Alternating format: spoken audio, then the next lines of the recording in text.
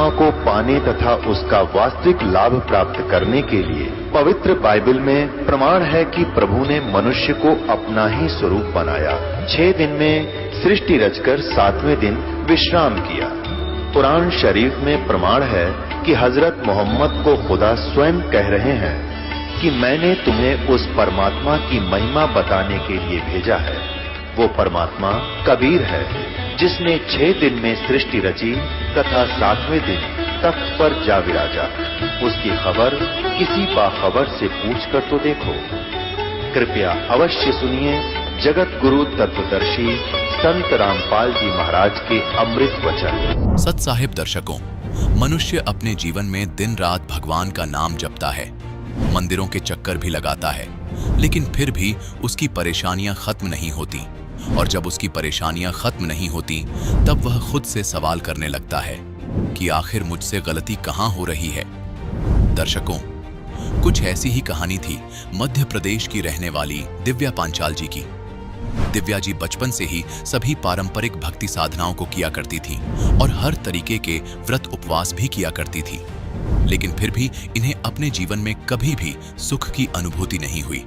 लेकिन दर्शकों, आज दिव्या जी का कहना है कि जब से मैंने संत रामपाल जी महाराज जी से दीक्षा ग्रहण की है, तब से मेरे जीवन में खुशियां लौट आई हैं और दुखों का अंधकार पूर्णतः मिट गया है। दर्शकों, आखिर क्या वजह थी कि दिव्या जी ने अपनी सभी पारंपरिक भक्ति साधनाओं को छोड़कर संत रामपाल जी महाराज द्वारा बताई गई भक्ति साधना को अपना लिया? आखिर ऐसी क्या बात थी जिनसे दिव्या जी का हृदय परिवर्तन हो गया? आखिर इसके पीछे की सच्चाई क्या है? आइए जानते हैं दिव्या जी की पूरी कहानी उन्हीं की जुबानी। जी नमस्कार। नमस्कार सर जी। क्या नाम है आपका?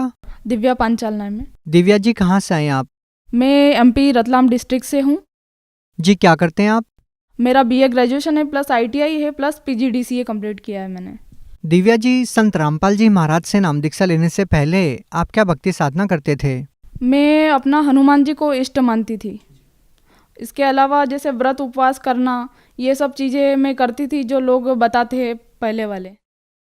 जब आप देव देवताओं की भक्ति कर ही रहे थे तो फिर आपने संत रामपाल जी महाराज से नाम दीक्षा क्यों ली?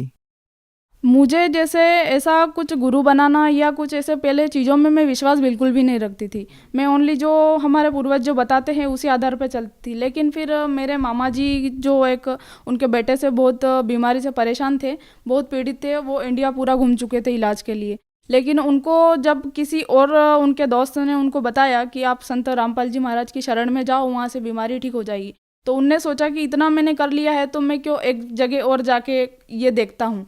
तो उनने देखा तो उनसे वहाँ बिल्कुल ठीक हो गए संत रामपाल जी महाराज की दया से। तो फिर उनने ज्ञान हमें बताया, ज्ञान मुझे सही लगा, तो फिर तब से मैं संत रामपाल जी महाराज की शरण में आई। दिव्या जी, आप देव देवताओं की भक्ति करते थे, आपने अन्य धर्मगुरुओं के सत्संग भी सुने होंगे और आपने संत रामपाल जी महाराज जी का भी सत्संग सुना, तो आपको अन्य धर्मगुरुओं के और संत रामपाल जी महाराज जी के ज्ञान में क्या भिन्नता नजर आई? अंतर मुझे ये नज़र आया कि जो ज्ञान मुझे पहले से कभी था ही नहीं, वो ज्ञान मुझे यहाँ से मिला और यहाँ से मुझे बहुत अधिक लाभ मिले हैं। संत रामपाल जी महाराज ने हमें ये बताया है कि हमें व्रत उपवास वगैरह नहीं करना है या हमें मंदिरों में देवी देवताओं की पूजा नहीं करना है, क्योंकि वो तो हमारे मन में निवास करते हैं, हमारी आस्था में निवास करते हैं। दिव्या जी, संत रामपाल जी महाराज द्वारा दी गई शास्त्रानुकूल साधना करने से आपको कोई लाभ मिला? जी सर, मुझे लाभ मिला, क्योंकि जब मैं संत रामपाल जी महाराज की शरण में 2013 से आई हुई हूँ। अब फिर उसके बाद 2018 में मैं नागपुर महाराष्ट्र गई थी, तो स्विमिंग पूल में मैं जब गिर गई थी तो मुझे पैर में चोट लगी थी और मुझे माइनर फ्रैक्चर हो गया था और उसके अलावा मुझे हड्डी भी टूटी थी। तो फिर वो हड्डी मेरी गलत जुड़ गई थी। जब मैंने डॉक्टर को दिखाया, एक्सरे करवाने के बाद मुझे पता चला। उसके बाद फिर डॉक्टर ने मुझे सजेस्ट किया कि अब इसका ट्रीटमेंट तो कुछ भी नहीं है, ये हड्डी का दर्द ऐसे ही होगा, आप आपकी संतुष्टि के लिए कहीं डॉक्टर को दिखा लो। उसके बाद फिर मैंने देवास वगैरह हॉस्पिटल भी घूमी, मैं उज्जैन भी दिखाया मैंने, आरडी गार्डी हॉस्पिटल में। जिन हॉस्पिटल के नाम आप बता रहे हैं, क्या उनकी रिपोर्ट्स भी आप साथ लेके आए हैं? जी सर, मेरे सारे प्रूफ मेरे साथ में हैं। दिखाइए। ये मेरा रतलाम का डॉक्टर दिनेश भूरिया जी सर का पर्चा है। इसके अलावा मैंने जब सबसे लास्ट में दिखाया था अहमदाबाद के सिविल हॉस्पिटल में, जो वहाँ के टॉप मोस्ट डॉक्टर जो हैं उन्होंने मेरा सारा चेकअप किया था पैर का, और उसके बाद जो भी मेरे ट्रीटमेंट की सारी फाइल वगैरह थी वो उन्होंने चेक की और मुझे उनने ये बताया कि ये जो प्रॉब्लम है, ये प्रॉब्लम काफ़ी ऐसी है कि इसका कोई ट्रीटमेंट नहीं है। अगर हड्डी आपको एक बार गलत जुड़ गई है तो इसका कोई ऑप्शन नहीं है कि आप इसको सही कर पाएँ। वो दोबारा टूटने पे ही सही हो सकती है और दोबारा टूटना संभव नहीं है। तो फिर उसका दर्द मुझे पूरी बॉडी का आधा पार्ट हो रहा था। तो फिर मैं सब जगह से हाथ धो बैठती थी। कई लोग मुझे बोलते भी थे कि आप झाड़ फूँक करवा लो, कहीं ऐसा करवा लो वैसा। तो फिर मैंने नहीं करवाया क्योंकि मैं संत रामपाल जी महाराज की शरण में थी। इसके अलावा ये मेरे पास डॉक्टर के पर्चे हैं। इसके अलावा मेरे पास ये एक्सरे हैं, जब मैंने पैर ठीक नहीं होने से पहले करवाए थे, और आज मेरा पैर बिल्कुल ठीक है। वो इस तरीके से ठीक है कि जब मैं घर आ गई हॉस्पिटल से अहमदाबाद जाके, इसके बाद मेरे पास कोई ऑप्शन नहीं था। तो मैं इतना दर्द होता था कि रात में उठ उठ कर रोती थी बहुत ज़्यादा, और मेरी मम्मी को फ़ोन लगाती थी। तो मेरी मम्मी भी रोती थी कि अब क्या करेंगे हम, कोई इलाज नहीं हो। और 70 से 80 हज़ार रुपये में मेरे पैर के ट्रीटमेंट में लगा चुकी थी। अब इसके बाद इतनी स्थिति नहीं थी हमारी कि और पैसा लगा के हम इलाज करवा पाएँ, और कोई हॉस्पिटल भी नहीं बचा था ऐसा। और फिर जब संत रामपाल जी महाराज एक दिन 1 जनवरी 2021 के दिन मेरे सपने में आए, उसके बाद फिर उनने मुझे आशीर्वाद दिया। सुबह उठी जब मैंने पैर को हिलाया तो मुझे ऐसा महसूस हुआ कि आज मेरा पैर दर्द क्यों नहीं हो रहा। तो मुझे लगा हो सकता है 2-5 मिनट के लिए ठीक हो गया होगा। तो फिर मुझे 2 घंटे हो गए तब भी दर्द नहीं हुआ। तो मैं पहाड़ी भी पूरा पैदल चढ़ी बिना सीढ़ियों के, तब भी मुझे दर्द नहीं हुआ। तो फिर मैंने मेरी सिर्फ मम्मी को बताया, क्योंकि मैंने सोचा कि मैं अगर सबको बताऊंगी तो कोई मेरी बात पे विश्वास नहीं करेगा कि ऐसा नहीं हो सकता। क्योंकि पहले इन चीज़ों में मैं खुद भी विश्वास नहीं करती थी, लेकिन जब मेरे साथ हुआ तब मुझे यकीन हुआ कि वास्तविक में ऐसा भी होता है। और क्या क्या लाभ मिले? इसके अलावा मुझे लेफ्ट किडनी में गिठान थी, तो उसके लिए भी मैं वडोदरा धीरज हॉस्पिटल में ट्रीटमेंट करवा चुकी थी। तो वहाँ से मुझे आराम नहीं हुआ। फिर मैंने उज्जैन आरडी गार्डी हॉस्पिटल में दिखाया था, तो वहाँ मुझे किडनी में गिठान आई थी वडोदरा सोनोग्राफी में। लेकिन जब यहाँ मैंने फिर दिखाया तो मेरे को पेट का दर्द ठीक हो गया था, और मैंने सिर्फ इसलिए दिखाया था कि ऐसा ना हो कि कहीं ये अचानक से वापस दर्द होने लग जाए। तो जब मैंने वहाँ मुझे सोनोग्राफी करवाई, बैरियम वाले एक्सरे वगैरह कराई, तब मेरी किडनी में बिल्कुल गिठान आई ही नहीं। तो डॉक्टर को मैंने बोला ऐसा कैसे हो सकता है। डॉक्टर बोले कि इतना जल्दी तो गिठान ठीक नहीं हो सकती है। तो अचानक से वो गिठान संत रामपाल जी महाराज की दया से मेरे को ठीक हो गई। दिव्या जी, आप भगत समाज को क्या संदेश देना चाहते हैं? भगत समाज से मैं यही गुजारिश करना चाहूँगी कि हम पढ़े लिखे होने के नाते हम समझ सकते हैं कि आज ईश्वर की मर्जी के बिना एक पत्ता भी नहीं हिलता है। तो हमको वास्तविक ज्ञान को समझना होगा। आज हमें उतना ही पता है जितना हमें पता है और जितना लोगों ने हमको बताया है। इसके अलावा हम वो ज्ञान नहीं जानते जो आज तक हमें नहीं पता है। लेकिन उनसे मैं एक गुजारिश ये करूँगी कि वो एक बार पढ़े लिखे होने के नाते एक बार गीता जी वगैरह को, शास्त्रों को पुनः खोल के देखें अगर उन्हें नहीं देखा है तो, और वो उनकी भाषा जो संस्कृत भाषा में है तो उनका अनुवाद करके देखें और सही ज्ञान को समझें कि उसके अंदर क्या लिखा है और हमें पंडित लोग जो है वो क्या बता रहे हैं, हमें गुमराह तो नहीं कर रहे हैं। आपकी संतुष्टि के लिए देखें। अगर आपको ऐसा कुछ लगता है तो आप सही ज्ञान को पाकर संत रामपाल जी महाराज की शरण से जुड़ सकते हैं। दिव्या जी, जिस तरीके से आपने बताया कि संत रामपाल जी महाराज से नाम दीक्षा लेने के बाद आपको इतने सारे लाभ मिले, लेकिन आज का जो पढ़ा लिखा समाज है वो इन चीज़ों में विश्वास नहीं करता, तो आप भी पढ़े लिखे हैं और आप उन लोगों को क्या कहना चाहेंगे कि क्यों ज़रूरी है उनका संत रामपाल जी महाराज से नाम दीक्षा लेना? संत रामपाल जी महाराज जी से नाम दीक्षा लेना इसलिए ज़रूरी है कि हमें ज्ञान तो है, लेकिन हम उस ज्ञान से हमारी खुद की रक्षा नहीं कर सकते।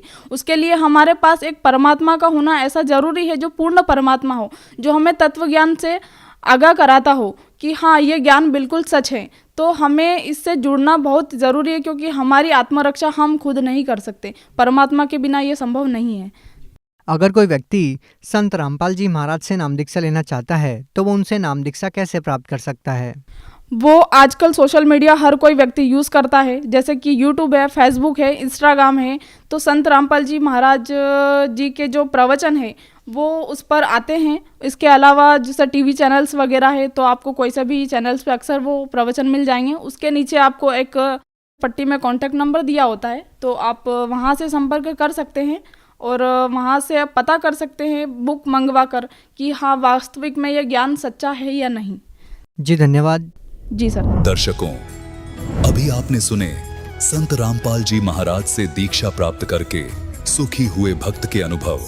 अब देखिए जगत गुरु तत्वदर्शी संत रामपाल जी महाराज के मंगल प्रवचन के साथ में अध्याय के 18वें श्लोक में गीता ज्ञानदाता अपनी गति को अनुत्तम क्यों कहता है? यानी ओम नाम से जो परम गति होती है, ब्रह्म लोक प्राप्ति होती है, ब्रह्म लोक ये ब्रह्म का मंत्र है ओम नाम, तो कहते हैं इसको अनुत्तम क्यों कहा? अन्यों कहें वो अनुत्तम का अर्थ बदल दिया ना अज्ञानियों ने। देखो, गुड माने अच्छा और बैड माने बुरा, और कोई बैड का अर्थ न कहे सबसे अच्छा, बुद्धि भ्रष्ट व्यक्ति होता है वो।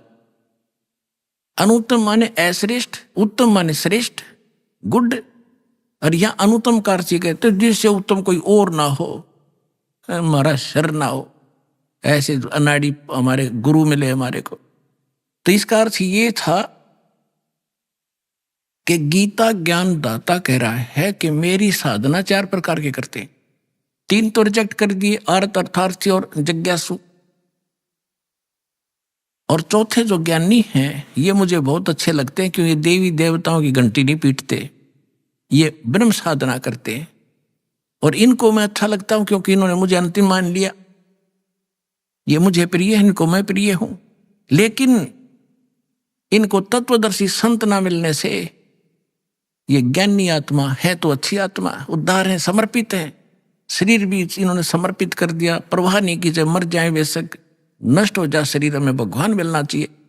लेकिन ये मेरे वाली अनुत्तम गति में ही श्रेष्ठ आश्रित रहे, इनको तत्वदर्शी संत नहीं मिले।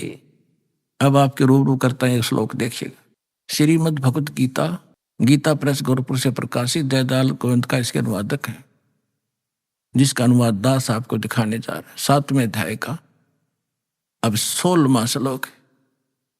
हे भरतवंशियों में श्रेष्ठ अर्जुन, उत्तम कर्म करने वाले अर्थार्थी, अर्थ, जिज्ञासु और ज्ञानी 4 प्रकार के भगत जन मुझको भजते हैं।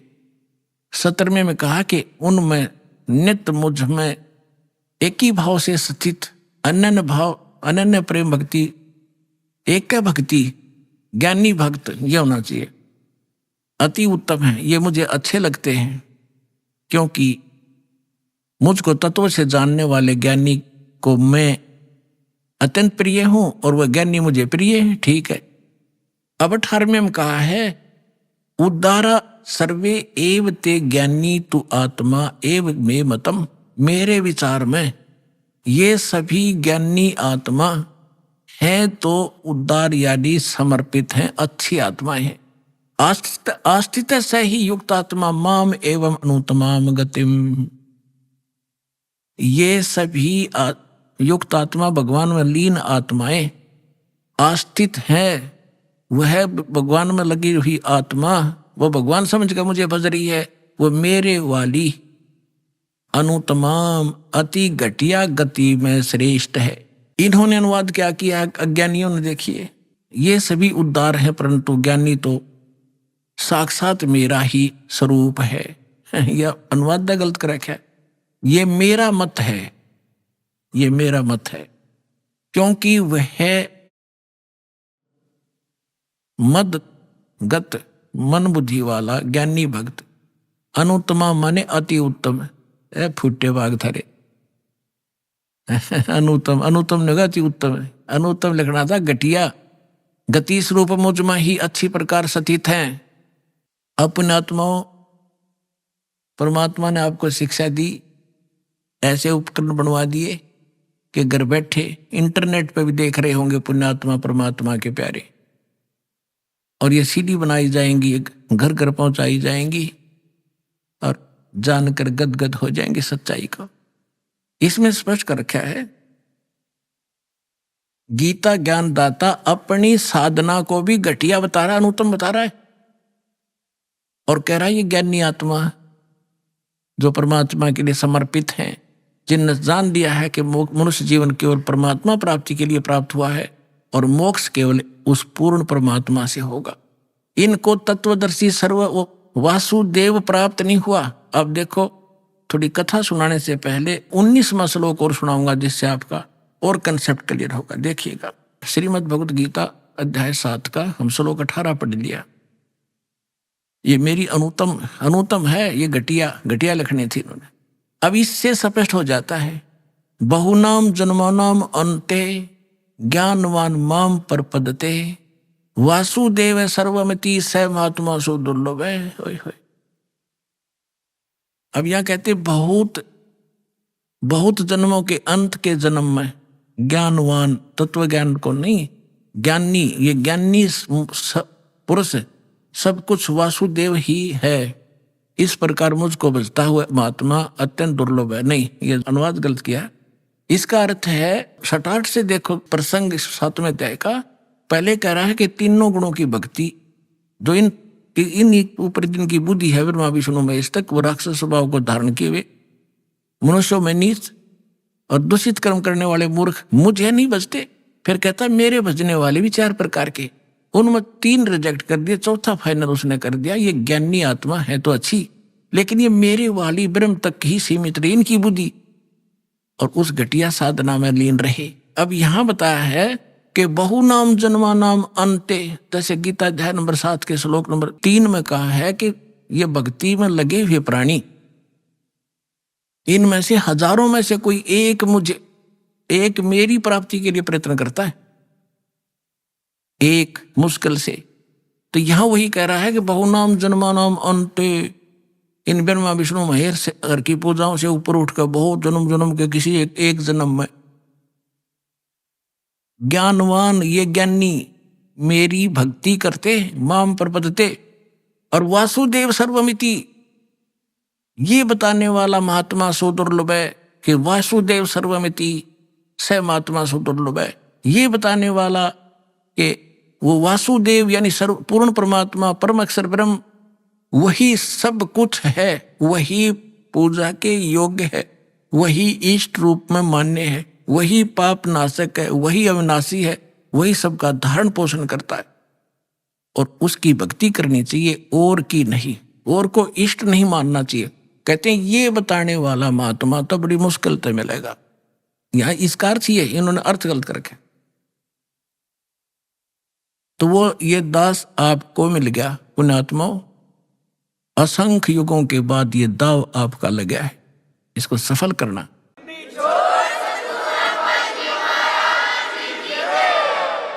अब ये गीता ज्ञान दाता ब्रह्म ने अपनी साधना को अनुत्तम क्यों कहा, अपनी गति को?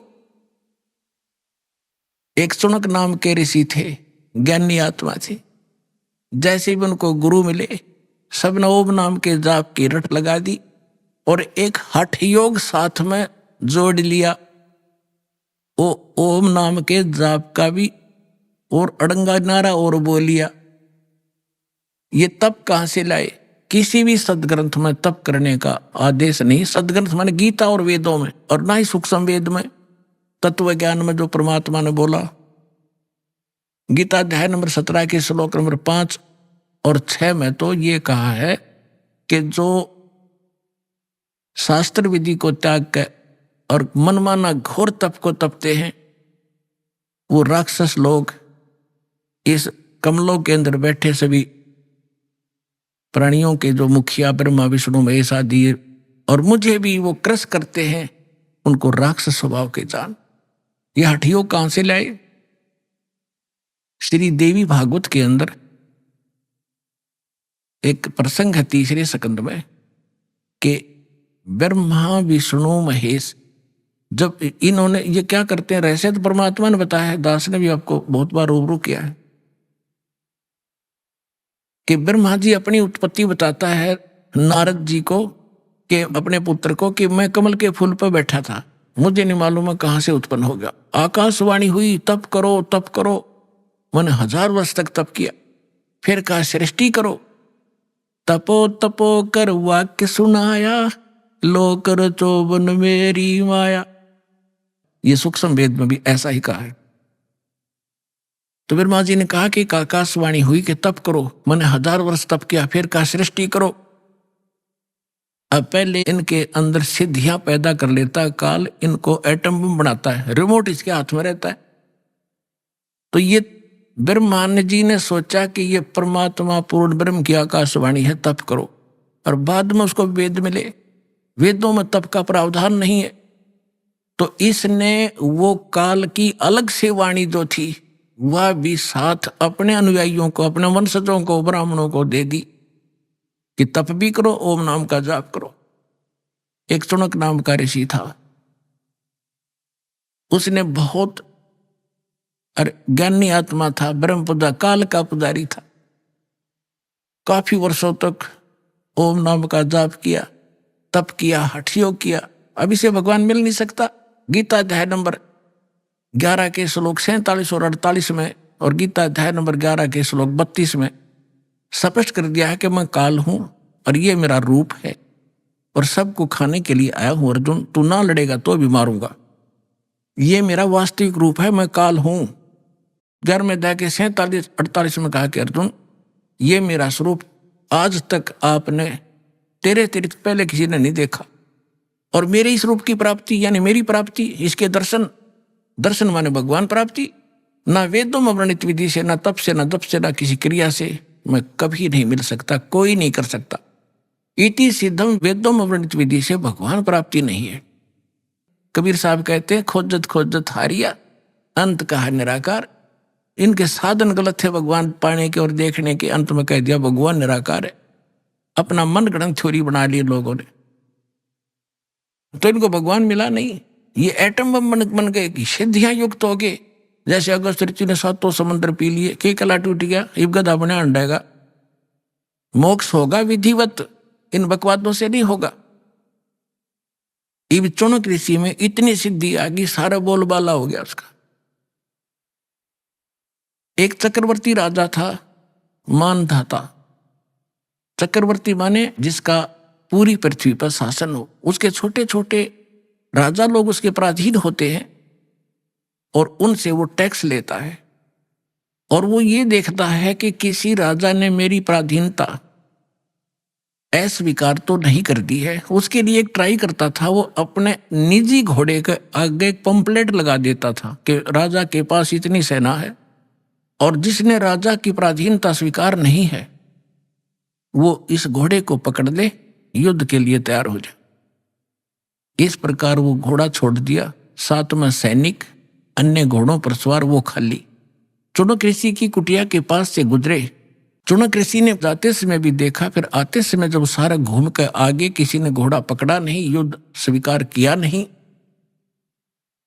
चुनक ऋषि ने पूछा कि भी कहां गए थे सैनिकों, इस घोड़े पे सवार क्यों नहीं है तुम्हारे पे? सैनिकों ने बताया कि ऋषि जी, ये मानधाता चक्रवर्ती का घोड़ा है, इस पर कोई बैठ नहीं सकता। इसके पंपलेट पर आगे लिखा हुआ गले में 72 करोड़ सेना है हमारे राजा के पास। तो ऋषि ने पूछा कि कहाँ गए थे, कैसे ऐसे गए थे? ऋषि ने कहा कि किसी ने नहीं पकड़ा ये घोड़ा। नहीं, कौन पकड़े? प्या किसी की माँ ने दूध। सैनिक बोले, उसके जाड़ फोड़ दे हम। अब ऋषि ने सोचा भी राजा का विमान हो गया, मैं इसका विमान ठीक कर दूं। बता, रिमोट काल के हाथ में बना दिया एटम बम पहले चुनक ऋषि, और फिर रिमोट ऑन कर दिया ताकि इसको करता हूं राजा को ठीक। राजा का फील्ड अलग और साधु संता का फील्ड न्यारा, वो क्यों भी बेमतलब टांग अड़ाऊं एक दूसरे के बीच में। अब ऋषि ने जानबूझकर अपना ताकत दिखाने के लिए कहा कि भी इस घोड़े को मैं बांध लूं, मैंने उठ लिया तुम्हारे राजा का, युद्ध स्वीकार किया। सैनिक बोले, कंगले तेरा दाने तो खाने को नहीं, क्यों अपनी सामत बोल लेता है, मोल ले रहा है, चुप करके जप ले माला। ऋषि में भी पूरा हंगा पाक रहा था, अरे यह ताकत रटा नहीं करे जीव है, इसका नाश करा के छोड़ दिया करे।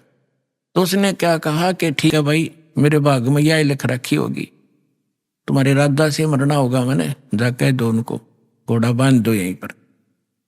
अब राज सैनिकों ने जाके बता दिया, जी ऐसे ऐसे बात है, एक चुनक नाम के ऋषि ने आपका युद्ध स्वीकार कर लिया। अब मंत्रीगण इकट्ठे हुए कहने लगे, राजन आज एक व्यक्ति की हिम्मत पड़ी है आपके साथ चीटिंग करने की, कल दूसरे की पड़ेगी। Nip the evil in the bud, बुराई को शुरू से ही खत्म कर देना चाहिए। राजा बोला ठीक है। राजा ने अपनी 72 करोड़ सेना की 4 टुकड़ी बनाई, 18 करोड़ की, 1 करोड़ 18 करोड़ एक टुकड़ी भेज दी। उधर से उस ऋषि ने सारे जीवन में जो डले ढोए थे वो अटपट करके सिद्धियां प्राप्त की थी, उससे 4 पुतली तैयार कर दी, एटम बम 4 बना दिए। परमाणु बम, एक परमाणु छोड़ दिया पुतली, उसने 18 करोड़ कत्लेआम कर दिया। राजा ने दूसरी सेना भेज दी, ऋषि ने दूसरी पुतली, यानी 72 करोड़ सेना का सत्यानाश कर दिया उस ब्रह्म के काल के पुजारी ने। सूक्ष्म वेद में कहा है 72 अक्षौणी अक्षय करी, वो चुन कर शीश्वर एक, दे धारे जोरा फिरे ये सभी काल के बेख। 72 अक्षौणी अक्षय करी, 72 अक्षौणी खा गया, वो चुनक ऋषिश्वर एक। ओए होए, इनको ऋषिवर ऋषिश्वर कहा करते थे। ओए होए, ऋषिस और ऋषिश्वर, एक तो मुनि, एक मुनिवर, उन मुनियों में श्रेष्ठ, एक मुनीश्वर, उन मुनिवरों में भी और श्रेष्ठ, उसको मुनीश्वर कहा करते हैं। ऐसे ऋषिवर और ऋषिश्वर, जिसको ऋषिश्वर कहा करते थे, उस ऋषिश्वर के ये कारनामे हैं। 72 अक्षौणी खा गया, वो चुनक ऋषिश्वर एक, ये दे धारे जोरा फिरे, जोरा माने मृत्यु, दे धारे जोरा फिरे ये सभी काल के भेख, ये काल के पुजारी हैं सारे।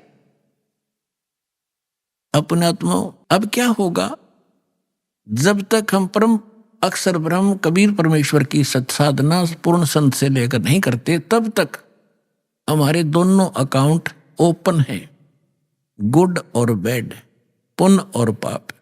जैसे हम पुण्य करेंगे, जाप करेंगे, कोई कितना ही करो वो अलग लिखा जाएगा, और बुरा जितना भी करो, छक्का करो, कितना ही करो, वो अलग लिखते रहेंगे। उन दोनों को संचित कर्म कहते हैं। आगे आपको जो भी जीवन मिलेगा उन्हीं से एवरेज निकाली जाएगी। जिसके पुण्य गणे हैं उनके पुण्य ज्यादा एवरेज में, और जिसके पाप गणे उसके एवरेज में पाप ज्यादा। फिर एक मनुष्य जीवन बना के भेज दिया जाता है, और फिर 83 लाख योनियों में वो पाप भोगने पड़ते हैं। तो ये चुनक ऋषि ने जो तप किया, ओम नाम का जाप किया और 72 करोड़ सेना का नाश किया, ये सब अलग अलग लिखे गए। इस ओम नाम के जाप के कारण ये ब्रह्मलोक में जाएगा, वहां पर ठाठ करेगा, अपनी पूंजी का नाश करेगा, फिर पृथ्वी पर राजा बनेगा। तप से राज राजमदमानम जन्म तीसरे शुक्र स्वान। राजा बनकर कर्म फोड़ फोड़ सकता है, पुण्य नहीं कर सकता। उसके बाद फिर इसकी दुर्गति होगी, ये कुत्ता बनेगा चुनक ऋषि ब्रह्म पुजारी, इसका शर में कीड़े पड़ेंगे, और वो 72 करोड़ सेना जो उसने मारी है उसको चुन चुन का बदला लेंगे। तो परमात्मा कहते हैं सूक्ष्म वेद में, तुमने उस दरगाह का मैल नहीं देखा और धर्मराज के तिल तिल का लेखा। इसलिए गीता अध्याय नंबर 7 के श्लोक नंबर 18 में गीता ज्ञानदाता कहता है कि ये ज्ञानी आत्मा है तो समर्पित, लेकिन इनको तत्वदर्शी संत न मिलने से ये मेरे वाली अनुतम घटिया गति में सतित रहे, इनका फिर पुनर्जन्म रहेगा। इसलिए गीता अध्याय नंबर 15 के श्लोक नंबर 4 में कहा कि तत्वदर्शी संत की प्राप्ति के उपरांत परमेश्वर के उस परम पद की खोज करनी चाहिए, जो जाने के बाद साधक फिर लौटकर कभी संसार में नहीं आता। गीता अध्याय नंबर 18 के श्लोक नंबर 62 में कहा कि अर्जुन, तू सर्वभाव से उस परमेश्वर की शरण में जा, उसकी कृपा से तो परम शांति को और सनातन परम धाम को प्राप्त होगा। उसके लिए गीता अध्याय नंबर 4 के श्लोक नंबर 32 और 34 में कहा है कि वो तत्व ज्ञान स्वयं परमेश्वर आकर बोलते हैं, और वो ज्ञान तत्वदर्शी संतों से जाकर समझ, उसके आधार से साधना करने से जब तेरा मोक्ष होगा। गीता अध्याय नंबर 7 के श्लोक नंबर 29 में कहा है कि जो मेरे इस ज्ञान का आश्रय कर लेता है, तत्वदर्शी संत को खोज लेता है, वो जरा और मरण से जो छूटने का प्रयत्न कर रहा है, उसने तत्वब्रह्म को जान लिया, सारे धातुओं से परिचित है और सब संपूर्ण कर्मों से परिचित है। तो दास ने भी बता दिए, जो जरा और मरण से छूटने के लिए प्रयत्नशील है वो तत्वब्रह्म से परिचित है, सारे धातु ज्ञान से परिचित है और कर्मों सभी कर्मों से परिचित है। जरा माने वृद्धावस्था, एक जोरा माने मृत्यु, ये परमात्मा के संत भाषा के शब्द हैं। जोरा माने मौत और जरा माने वृद्धावस्था और मृत्यु, जो इससे छूटने का ही प्रयत्न करते, संसार की किसी वस्तु की इच्छा नहीं करते, वो उस तत्व ब्रह्म से परिचित है। तो यहां फिर 8वें अध्याय के प्रथम मंत्र में अर्जुन ने पूछा कि वो किम तत्व ब्रह्म। 8वें अध्याय के 3रे श्लोक में गीता ज्ञानदाता ने कहा कि वो परम अक्षर ब्रह्म है। गीता अध्याय नंबर 15 के श्लोक 1 से 4 में उल्टे लटके हुए संसार रूपी वृक्ष का हवाला दिया है कि समझो ये संसार ऐसा है, ऊपर को जड़ तो पूर्ण परमात्मा, नीचे को 3 गुण रूपी शाखा है। और तत्वदर्शी संत वो होगा जो इन सारे संसार रूपी वृक्ष के सभी विभाग बता देगा। अक्षर पुरुष एक पेड़ है, सरपुरुष निरंजन वाकी डार और 3 देवा शाखा है, वो पात रूप संसार। परमात्मा ने 600 वर्ष पहले अपने सूक्ष्म वेद में बोला हुआ ये ज्ञान दास को आज आपके रूबरू किया।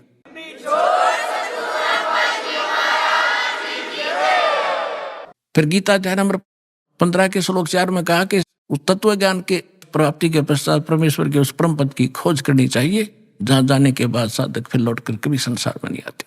और जिसने सब ब्रह्मांडों की रचना की है, केवल उसकी भक्ति कर, मेरी भी छोड़ दे। और गीता अध्याय नंबर 2 के श्लोक नंबर 12 में, गीता अध्याय नंबर 4 के श्लोक नंबर 5 और 9 में, गीता अध्याय नंबर 10 के श्लोक नंबर 2 में गीता ज्ञानदाता खुद कहता तेरे और मेरे असंग जन्म हो लिए और आगे भी होते रहेंगे, मैं अविनाशी नहीं हूं। गीता अध्याय नंबर 15 के श्लोक नंबर 16 और 17 में 3 पुरुष, 3 प्रभु, 3 स्वामी, 3 ब्रह्म बताए। सरपुरुष ये किस ब्रह्मांड का स्वामी, ये काल है, गीता ज्ञानदाता ब्रह्म है। अक्षर पुरुष ये 7 संग ब्रह्मांड का स्वामी है, इसका ये भी नासवान है। गीता अध्याय नंबर 15 के श्लोक 17 में कहा कि उत्तम पुरुष तो अन्य परमात्मा इति उदाहरत है। यह लोकतर में अविषय विवृत्ति अवैश्वर है, इन दोनों से भी अन्य है। सरपुरुष और अक्षर पुरुष से जो श्रेष्ठ परमात्मा, इन दोनों से अन्य है। और वही तीनों लोकों में प्रवेश करके, यानी सबका धारण पोषण वो जड़ से होता है। तो संसार रूपी वृक्ष की जड़ वो पूर्ण परमात्मा है, उसी से सबका धारण पोषण होता है, और वही वास्तव में अविनाशी है। यहाँ एक भ्रम पैदा होता है। 15वें अध्याय के 18वें श्लोक में लिखा है, ये गीता ज्ञानदाता कहता है कि मैं अपने अंतर्गत 21 ब्रह्मांड में जितने भी प्राणी हैं उन सबसे उत्तम हूं, श्रेष्ठ हूं। इसलिए मैं लोक वेद दंत कथा के आधार से मैं पुरुषोत्तम प्रसिद्ध हो रहा हूं। आई एम नॉट पुरुषोत्तम। पुरुषोत्तमता 15वें अध्याय के 17वें श्लोक में बता दिया कि उत्तम पुरुष है, यानी पुरुषोत्तमता कोई और है। उसके बारे में तत्वदर्शी संत जानते, उनसे पूछो। तो पुण्यात्माओं, ये है वो दास तत्वदर्शी संत। आओ और अपना कल्याण करो।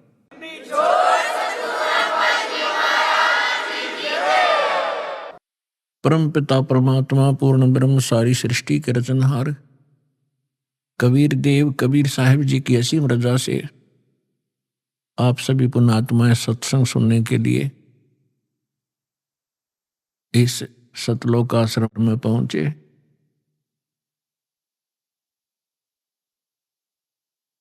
पुण्यात्माओं, आप बच्चे हो, आपको इस प्रोसेस का पता नहीं। ये दास इस मार्ग का मास्टर बना दिया भगवान ने। दास आपको देख रहा है कि आपके अंदर कितनी रुचि भगवान की बढ़ रही है, और दास को यह भी पता है कि परमात्मा आपके ऊपर कैसे रजा बख्श रहे हैं। दास को यह भी मालूम है कि आप आम आत्मा नहीं हैं। आम आत्मा तो वो हैं जो दूर बैठे निंदा कर रहे हैं, अन्य नकली संतों के पास फंसे पड़े हैं, या अन्य योनियों में, प्राणियों में के शरीरों में कष्ट उठा रहे हैं, या ऐसे किसी अक्षेत्र में, किसी देश में जन्मे हैं जहां नास्तिकवाद ही प्रधान है। तो वो आम आत्मा है, साधारण सामान्य जीव है। दुर्भाग्य उन प्राणियों का। आप जी को यहां बार बार क्यों बुलाया जाता है?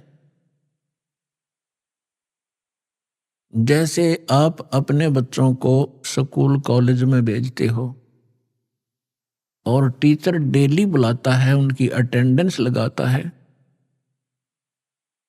और न आने पर उनको खुरकाता और धमकाता है, क्योंकि उसको मालूम है ये बच्चे रूटीन में आते रहे तो सफल होंगे, अपना सिलेबस पूरा कर पाएंगे, अन्यथा नहीं। टीचर को उनके भविष्य का ज्ञान होता है कि जो आज गफलत करेंगे आगे आजीवन वो दुख भरेंगे। ठीक इसी प्रकार दास को मालूम है परमात्मा ने ये एक नई यूनिवर्सिटी खोली है और यही साथ के साथ एक मेडिकल भी है।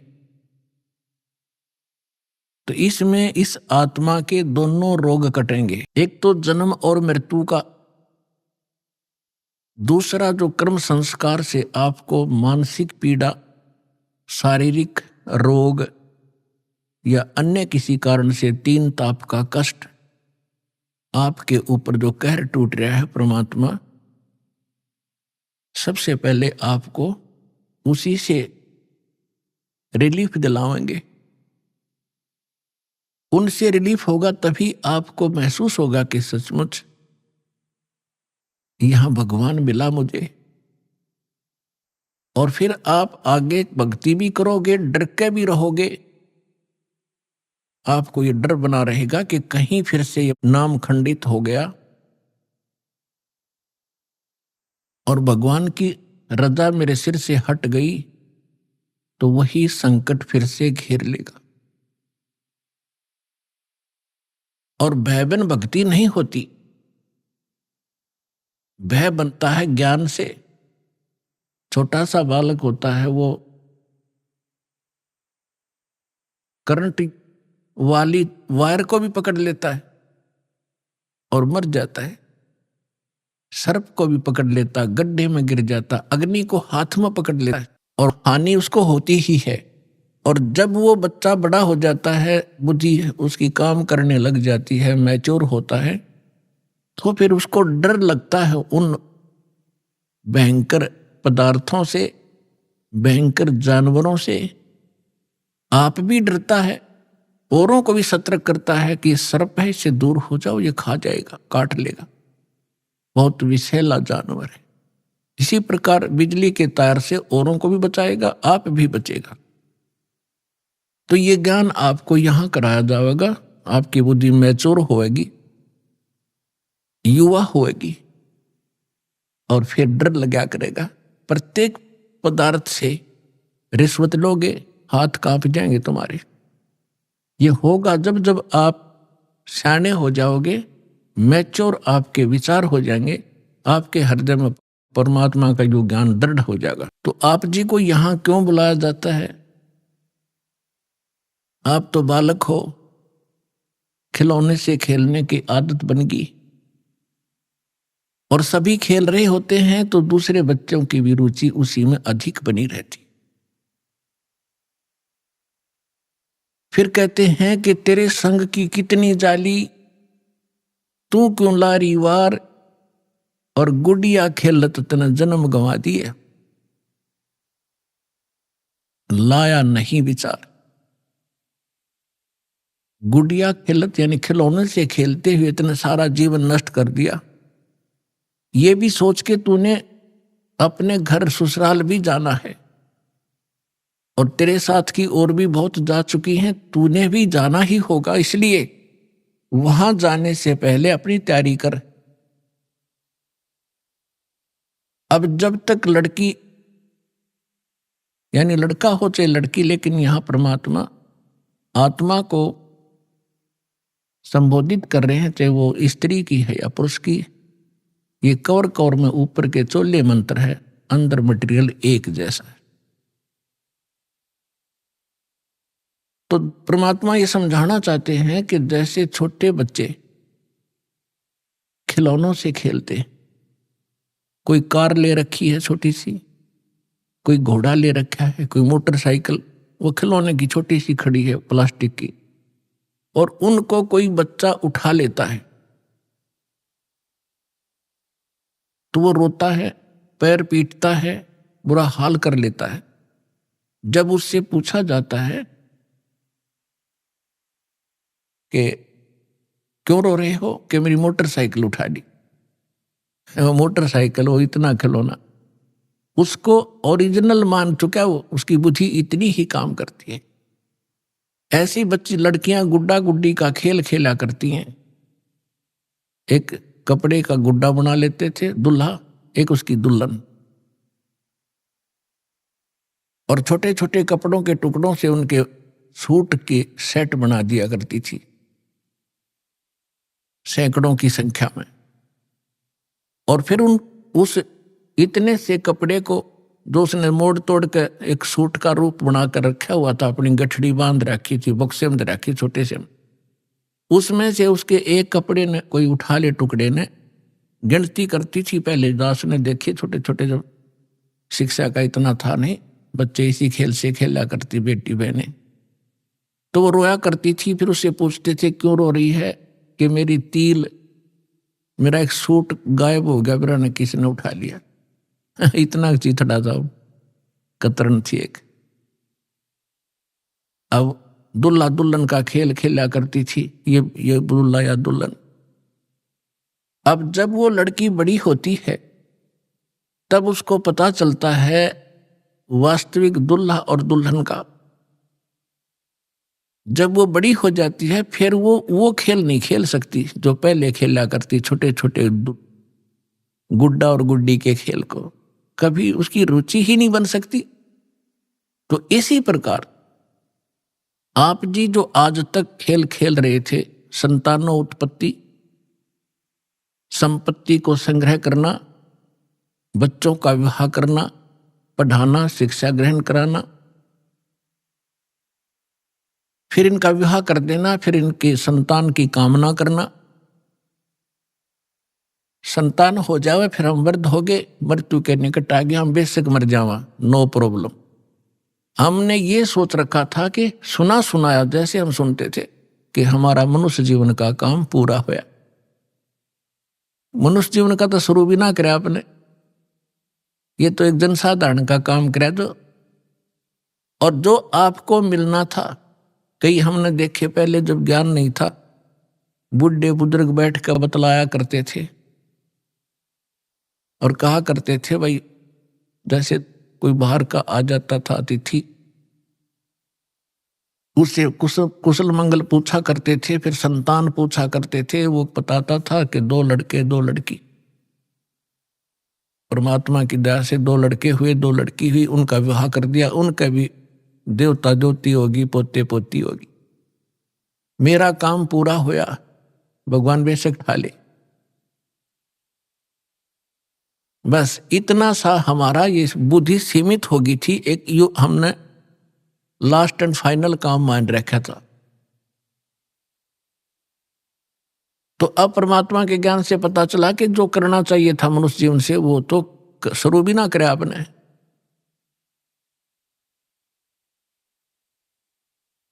तो पुण्यात्माओं, आपको यहां बुलाकर ये ज्ञान दिया जाता है कि आप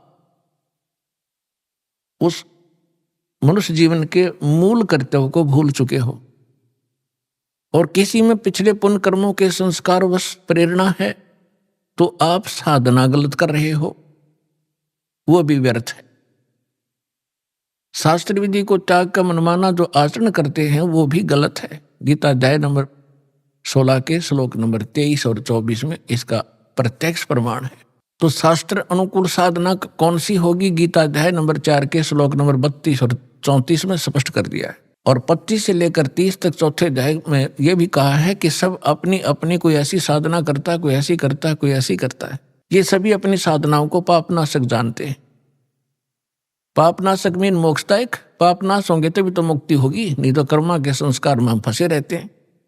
तो गीता अध्याय नंबर 4 के श्लोक नंबर 32 में कहा है कि परमात्मा स्वयं आकर के अपने मुख कमल से एक विशेष जानकारी विस्तार से देता है। उसको सच्चिदानंद घन ब्रह्म की वाणी कहा जाता है, कबीर वाणी। वो तत्व ज्ञान है, उसको जानने के बाद फिर सर्व पापों से मुक्त हो जाता है। उस तत्व ज्ञान को मैं नहीं जानता, गीता ज्ञानदाता कहता है। तत्वदर्शी संतों के पास जाकर समझ, उनको दंडवत प्रणाम करने से, कपट छोड़कर सरलतापूर्वक प्रश्न करने से वो परमात्म तत्व के जानने वाले तत्वदर्शी संत तुझे उस तत्व ज्ञान का उपदेश करेंगे। 15वें अध्याय के प्रथम मंत्र में गीता जी में उसका पहचान बताई है कि जो उल्टे लटके हुए संसार रूपी वृक्ष के सभी छंद बता देगा, सभी विभाग बता देगा, वो तत्वदर्शी संत है, स वेदविद। तो इससे सिद्ध है कि जो जब तक वो तत्वदर्शी संत जिन ऋषि महर्षि या साधकों को नहीं मिला, उन्होंने जो साधना की वो शास्त्र विदिता कर मनमाना आचरण किया, और जिस कारण से उनको न तो परमात्मा प्राप्ति हुई और ना उनका कोई स्थायी स्थान प्राप्त हुआ। वो शाश्वत स्थान उनको नहीं मिल पाया। यहाँ का अंतिम लोक, अंतिम मोक्ष स्थल ब्रह्मलोक है, और ब्रह्मलोक में गए हुए प्राणी भी जन्म मृत्यु में रहते हैं। गीता अध्याय नंबर 8 के श्लोक नंबर 16 में इसका प्रमाण है। तो पुण्यात्माओं, ये वो एक नई यूनिवर्सिटी, और जिसमें प्रथम कक्षा से लेकर अंतिम पढ़ाई यहीं पढ़ाई जाएगी, और यही प्राथमिक चिकित्सा से लेकर अंतिम ऑपरेशन तक की यहीं किया आपका जाएगा, यानी अध्यात्म तरीके से। आप जी को यहां क्यों बुलाया जाता है आपको पता नहीं, आप तो बच्चे हो। यहां बुलाने से आपको 5 यज्ञों का लाभ दिलाया जाता है। पुण्यात्माओं, एक जैसे किसान खेत में बीज बोता है, खेत भी संवार दिया और बीज भी ओरिजिनल हो, यानी गेहूं का बोआ है तो गेहूं का ही हो, और गेहूं का भी अच्छा बीज हो, मरे हुए दाने ना हो। बीज बीजने के बाद फिर उसमें और भी बहुत ऐसा प्रोसीजर है जो अनिवार्य है। समय आने पर उसकी सिंचाई, उसमें फिर खाद डालना, उसके अंदर से घास निकालना और उसकी सुरक्षा रखना, तो तब जाकर के वो फसल परिपक्व होती है, तब जाकर के वो 2 दाने घर पर प्राप्त करता है किसान। पहले खर्च करता है अपने घर से खूब आंखें मीच के। जिस किसान के पास खुद अपने घर पर पैसा नहीं है, बीज भी नहीं है, उधार पैसे लेता है, बीज लाता है कि खेत में बीजता है, खाद भी अपना लोन लेकर डाल रहा है। उसको मालूम है कि आज मैं जो खर्च कर रहा हूं, उधार भी लेकर कर रहा हूं, एक दिन उवारे न्यारे कर देगा यह फसल अगर परिपक्व होगी तो। ठीक इसी प्रकार आप जी को वो स्थान मिला है जहां दान करना चाहिए। आप जी को वो मंत्र मिला है जिसका जाप करना चाहिए। इस प्रकार आपको तत्वदर्शी संत मिला है। अब परमात्मा कहते हैं, समझा है तो सिर धर पाऊं और बहुर नहीं रे सादा। यदि तेरे समझ में आ गया, मनुष्य जीवन फिर मिलेगा नहीं। यदि मनुष्य जीवन मिल गया तो तत्वदर्शी संत नहीं मिलेगा, और तत्वदर्शी संत नहीं मिला तो ये मनुष्य का जीवन और पशु का जीवन में कति अंतर नहीं। और आपको पता लग गया है कि सचमुच अभी ये दाव लगे है आपका, तो यहां कहते हैं समझा है तो सिर धर पाओ, सिर पर पांव रखना, इतना स्पीड से दौड़ना जैसे कोई पीछे घोर संकट आ रहा हो, उससे बचने के लिए भागा जाता है।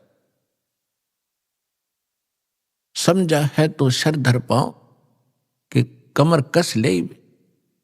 अब अगरम मगरम छोड़ दे, बकवाद नहीं चलेगी इस मार्ग में। समझा है तो सिर धर पाओ, बहुर नहीं रे ऐसा दाव। ये आपका दाव लगा है मनुष्य जीवन, और ये प्राइम टाइम बिचली पीढ़ी का समय। अब कसर ना छोड़ना इसमें।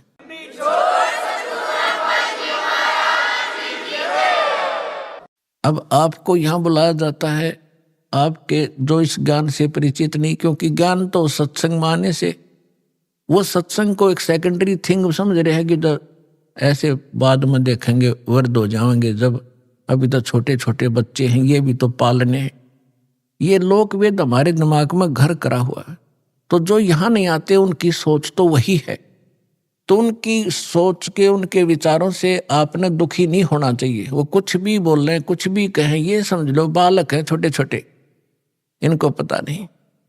आपको वो व्यंग भी करते होंगे कि चल पड़ते हैं तीसरे दिन, अपना बालक ना पाले जाते हैं, देखना कुछ दिन में इनका विनाश हो जाएगा। इतना खर्चा करते हैं, तो पुण्यात्मा उनकी बातों में न आना, परमात्मा के विधान के अनुसार अपने आगे कदम बढ़ाना। फिर कुछ दिनों में देखना आपके घरों में इतने सुख होंगे, इतनी बरकत होगी, वो पड़ोसी जो नाम नहीं ले रहे वो देखा करेंगे झुक झुक के, ये ल्यावे कहाँ से है। अभी आपने सुने संत रामपाल जी महाराज के मंगल प्रवचन। आइए अब सुनते हैं संत रामपाल जी महाराज से नाम दीक्षा लेकर सतभक्ति करके अद्भुत लाभ प्राप्त करने वाले अनुयायी के विचार। दर्शकों, मनुष्य अपने जीवन में सुख और शांति प्राप्ति के लिए विभिन्न साधनाएं और अनुष्ठान करता है, लेकिन जब उसे सुख और शांति नहीं मिलती तो वह दुखी और असहाय महसूस करता है। दर्शकों, ऐसी ही कहानी थी बिहार के रहने वाले सच्चिदानंद जी की। सच्चिदानंद जी अपने जीवन में वर्षों से चली आ रही परंपरागत भक्ति साधनाओं को करते थे, लेकिन फिर भी इनके जीवन में दुखों के अलावा कुछ नहीं था। इन्होंने दुखों से छुटकारा पाने के लिए हर संभव प्रयास किया। हिंदू धर्म में प्रचलित सभी साधनाएं की, और जब उनसे कुछ हासिल नहीं हुआ तो इन्होंने अनेकों गुरुओं का सहारा लिया, लेकिन दर्शकों, इसके बावजूद भी इन्हें कोई लाभ नहीं हुआ। लेकिन दर्शकों, आज सच्चिदानंद जी का कहना है कि जब से मैंने संत रामपाल जी महाराज की शरण ग्रहण की है, तब से मुझे अद्वितीय लाभ मिल रहे हैं। अब मैंने शास्त्र विरुद्ध भक्ति को छोड़कर संत रामपाल जी महाराज द्वारा बताई गई आदि सनातनी भक्ति को अपना लिया है, जिससे मेरे जीवन में सुख और शांति आ गई है।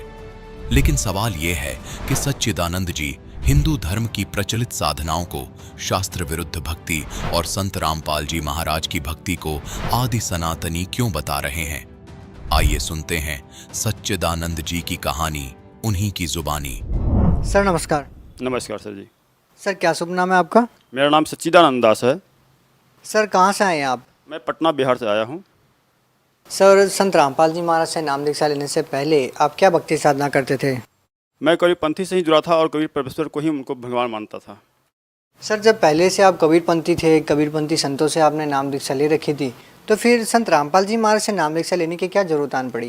कबीरपंथी में थे लेकिन कोई लाभ नहीं मिल रहे थे। मुझे ये हमेशा खोज था बचपन से ही कि भगवान कौन है और कैसे है, और जन्म मरण से कैसे हम मुक्त हो सकते हैं। ये मोक्ष शब्द हमेशा बार बार मेरे माइंड को डिस्टर्ब करता था, और मैं संतों महात्माओं से बार बार सवाल करता था कि भैया मुझे कैसे मिलेगी। उनके पास वो ज्ञान होता नहीं था, कुछ भी जवाब देकर के वो अपना कट के निकलना चाहते थे। गुरु की शरण में ऐसा है कि मैं ट्रेन में सफ़र कर रहा था और एक मतलब साधु ने हमें वो ज्ञान गंगा पुस्तक दिए थे, और उस पुस्तक को ज्ञान के जब मैंने विषय सूची को मैं पढ़ा, कौन ब्रह्मा का पिता है, कौन विष्णु की माँ, कौन शंकर की दादा है, ये चीज़ ने मुझे को अंदर से हिला दिया कि जब ये पुस्तक में ये बातें लिखी हैं तो इतनी मतलब ज्ञान की बातें हैं, तो जो पुस्तक है वो लिखने वाला तो और भी ज़्यादा ज्ञानी होगा, और मैं उनसे मिलना चाहता हूँ और मिलकर मैं अपने मोक्ष को प्राप्त करने का वो मार्गदर्शन चाहता हूँ उनसे। यही बात है भगत जी।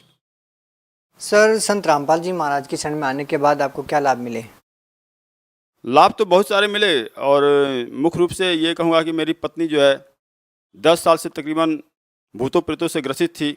मेरे माँ पिताजी कबीरपंथी, मेरे सास और ससुर जो थे वो भी मतलब दूसरे पंथ से थे जो भूत प्रेत को नहीं मानते थे। मैं बीच में फंस रखा था, लेकिन पत्नी को छोड़ नहीं सकता था। मैंने बहुत से ओझा गुणी भक्तों से ज्योतिषियों से दिखाया, बहुत पैसे मैंने खर्च किया, 4-5 लाख रुपए खर्च किया, फिर भी कहीं कोई ठीक नहीं हो पाया। और जब मैं गुरु जी के पास संत रामपाल जी के पास पहुंचा, रामपाल जी ने हमारे पत्नी के सर पे हाथ रखा और वो क्षण भर में दुख कष्ट खत्म हुआ। और ये चीज़ को देख करके आज तक हमारी पत्नी को दोबारा इस मायने में आज तक कोई कष्ट नहीं हुआ। और एक हमारी बच्ची है जो ऑपरेशन के टाइम में ऑपरेशन से बच्चे को निकाला गया था, वो बच्ची का हाथ भी टेढ़ा और पैर भी टेढ़ा, जैसे मान लो कि वो लकवा मार दिया हो। और वो बच्ची जो है कान भी टेढ़ी, एक कान में 2 छेद, तो और इतनी वो अंदर से मतलब गल चुकी थी, टाइम से ज़्यादा हो चुका था, गल चुकी थी वो। जब नर्सेज सफाई उसकी कर रही थी तो सारे चमड़े वो सिकुड़ के बाहर आ जा रहे थे। हमने ये सोच रखा था बच्ची अब ये जीवित ना रहेगी, मर जाएगी। मेरी पत्नी ने जब होश आया बच्ची को देखी, वो भी रोने लगी, ये तो कैसा हुआ, हमारा भक्ति फिर छिन्न हो जाएगा। संत रामपाल जी से मैंने प्रार्थना लगाया और उनसे मतलब कि मेरे बच्ची को आप ठीक कर दो ताकि इनकी भक्ति कमज़ोर ना पड़ जाए, ये भक्ति से दूर ना हो जाए, ये फिर विचलित ना हो जाए। संत रामपाल जी ने वहाँ से प्रार्थना लगाया, और उसके बाद जब हॉस्पिटल से मैं बाहर आया 8 दिन के बाद नाम कटे, तो वो बच्ची पूर्ण रूपेण स्वस्थ और सही है। आज भी उसका पैर हाथ सब कुछ सही है, कान भी सही है, और वो चल फिर रही है, अच्छी तेजतरार है, बोलने चालने में भी परमात्मा की दया से वो ठीक ठाक है। सर जैसा कि पहले भी आप कबीरपंथी संतों से जुड़े हुए थे और अब आपने कबीरपंथी संत रामपाल जी महाराज से नाम दीक्षा ले ली है, तो सर पहले जो आप कबीरपंथी संतों से जुड़े हुए थे और अब आपने संत रामपाल जी महाराज से जो नाम दीक्षा ली है, तो सर संत रामपाल जी महाराज के ज्ञान में और उनके ज्ञान में आपको क्या भिन्नता नज़र आती है? वहाँ जो मेरे अंदर सवाल था, जैसे आम समाज में ये सवाल है, स्वर्ग क्या है, नर्क क्या है, पाप क्या है, पुण्य क्या है, मुझे मोक्ष कहाँ मिलेगा, भक्ति का सही मार्ग क्या है। जब ये सब बातें संतों से मैं रखता था, वो संतों जवाब नहीं दे पाते थे। लेकिन जब मैंने ज्ञान गंगा पुस्तक पढ़ा और इनकी प्रवचन को मैंने सुना, तो मुझे लगा कि इनकी वो जो सवाल थी वो सारे सवाल इनके द्वारा मिल सकती है। और मैं जब इनके पास गया तो मुझे सारे सवाल का प्रवचन के माध्यम से ऑटोमेटिक मिलता चला गया। मैं जब आश्रम में गया था तो मैंने डायरी में नोट करके गया था, 35 सवाल को नोट करके गया था, लेकिन वो सारा सवाल का जवाब प्रवचन के माध्यम से मुझे मिल गया और कोई भी सवाल हमको करने की आवश्यकता नहीं हुई। भक्ति मार्ग का मिला। सबसे बड़ी बात है कि जन्म मरण से मुक्त होने का जो मार्ग मिला वो सबसे ज़्यादा लाभप्रद हुआ। सर जैसा कि हम अमूमन देखते हैं कि अगर हम किसी भी संत के आश्रम में जाते हैं तो पहले आपको नाम दीक्षा के लिए पैसे देने पड़ते हैं, फिर वहाँ पर रुकने के लिए पैसे देने पड़ते हैं। तो सर जब आप सतलोक आश्रम में संत रामपाल जी महाराज से नाम दीक्षा लेने के लिए गए तो सर आपसे कितने पैसे लिए? जी कोई पैसा नहीं ले गया था, कोई पैसा नहीं लिया गया था। ना खाने का पैसा, ना सोने का पैसा, ना रहने का पैसा, ना भक्ति करने का पैसा, ना नाम दीक्षा देने का पैसा। वहाँ सारे कुछ मुफ्त में थे। जो भी जैसे जाओ, अगर गरीब बच्चे हैं क्या उनके पास पैसे नहीं है तो भक्ति ना रह करेंगे। ये तो हमारे संसार वाले भक्ति जो गुरु लोग हैं वो लोग अपनी व्यवस्था को बनाए रखने के लिए व्यवस्था का व्यवस्था बना रखे हैं। भक्ति तो बिना पैसा से किया जा सकता है। ये चीज़ तो देखने को मिला तो सिर्फ सतलोक आश्रम में ही मिला। सर संत रामपाल जी महाराज का एक समाज सुधार में क्या योगदान है? बहुत बड़ा योगदान है। सबसे प्रथम पूरे भगत को नशा मुक्त करना, ये प्रथम बात है। दूसरी बात, हमारी समाज की जो कुरीति है दहेज लेना और दहेज देना, ये दूसरी चीज़ को बंद गुरु जी ने करवा दिया, रामपाल जी ने करवा दिया। फिर तीसरी चीज़ है कि जाति को, जो हमारे जाति की वजह से एक दूसरे को दूसरे गलत नज़र से या ऊंच नीच के नज़र से हम देखते हैं, ये व्यवस्था यहाँ बंद करवा दिए। वे वजह जो खर्च होते हैं शादी ब्याह में उसको उन्होंने बंद करवा दिया। वे वजह जो पर्व त्योहार में खर्च होते हैं जिनसे कोई लाभ नहीं मिल पाता है, हम अपने आर्थिक स्थिति कमज़ोर कर लेते हैं संसार में रह करके, ये झूठी पूजो पठान में रह करके, तो ये चीज़ बंद करवा दिया। सर जैसा कि देखने को मिलता है कि संत रामपाल जी महाराज से जो भी श्रद्धालु नाम दीक्षा लेता है वो नशा त्याग देता है। सर क्या आप भी पहले कोई नशा करते थे? जी मैं नशा के रूप में तंबाकू और सिगरेट लेता था। बाकी तो सारे जो कबीरपंथी वाले हैं मीट मांस नहीं खाते हैं और कोई दारू शराब ये सब नहीं पीते। मैं पहले से भी नहीं करता था। सर क्या अभी भी आप बीड़ी सिगरेट पीते हैं? जी नहीं, बिल्कुल नहीं। तो सर आखिर संत रामपाल जी महाराज ने क्या ऐसी जड़ी बूटी दी कि उनसे नाम दीक्षा लेने मात्र से ही आपने सभी नशों को छोड़ दिया? उनकी मंत्र की ये पावर है कि अपनी इच्छा शक्ति कमज़ोर हो जाती है और वो अपने आप छूट जाता है। सर आप भगत समाज को क्या संदेश देना चाहते हैं?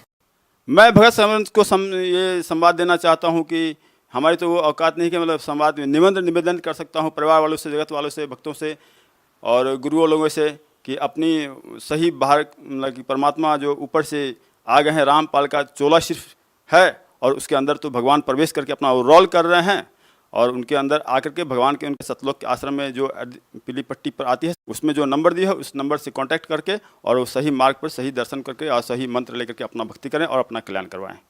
बहुत बहुत धन्यवाद आपका। सच्चा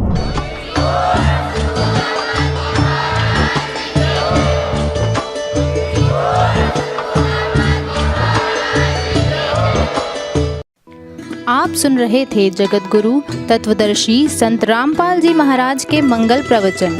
अधिक जानकारी के लिए संपर्क करें।